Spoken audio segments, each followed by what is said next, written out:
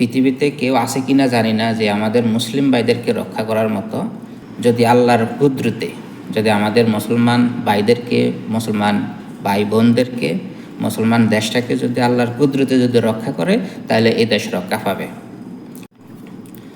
আসসালামু আলাইকুম।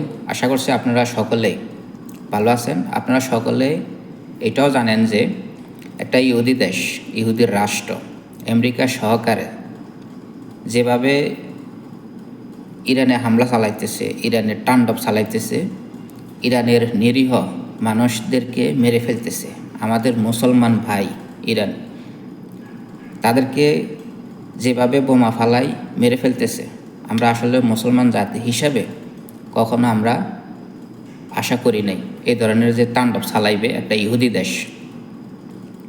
তো আসলে আমাদের দূর থেকে কিছু করতে পারি না, বাট আমরা তো সকলে মিলে আল্লাহ তাআলার কাছে হাত তুলে দোয়া করতে পারি যেন খুব দ্রুত সময়ের ভিতরে এই যুদ্ধ সমাপ্তি হয়, আর আমাদের ইরানের মুসলমানবাসীকে যেন এই ইহুদি দেশ থেকে রক্ষা করে।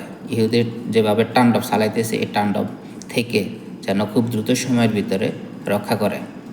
আসলে যেভাবে বোমা ফালায় মুসলমানদেরকে মেরে ফেলতেছে, জানি না কে রক্ষা করবে।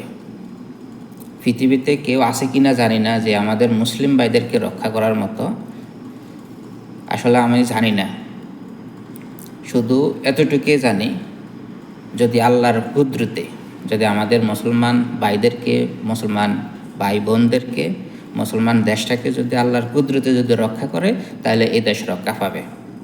আর এইভাবে যদি যুদ্ধ যদি চলতে থাকে, শুধু যে ইরান ক্ষতিগ্রস্ত হবে তা না, এভাবে যদি যুদ্ধ চলতে থাকে প্রত্যেকটা দেশ ক্ষতিগ্রস্ত হবে, প্রত্যেকটা দেশের নাগরিক ক্ষতিগ্রস্ত হবে।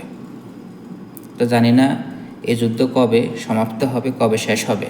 তবে আমরা যারা মুসলমান আছি, আপনাদের উদ্দেশ্য বলবো, সকলকে বলবো, এই রমজান মাস ইবাদতের মাস, যদি আমাদের দোয়া উসিলা আমাদের মুসলিম ভাইদেরকে, মুসলিম দেশটাকে যদি রক্ষা করে, তো রক্ষা হবে, না হলে রক্ষা হবে না।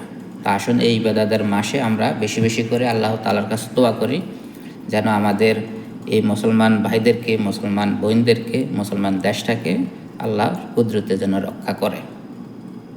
তো সকলে ভালো থাকবেন। আসসালামু আলাইকুম।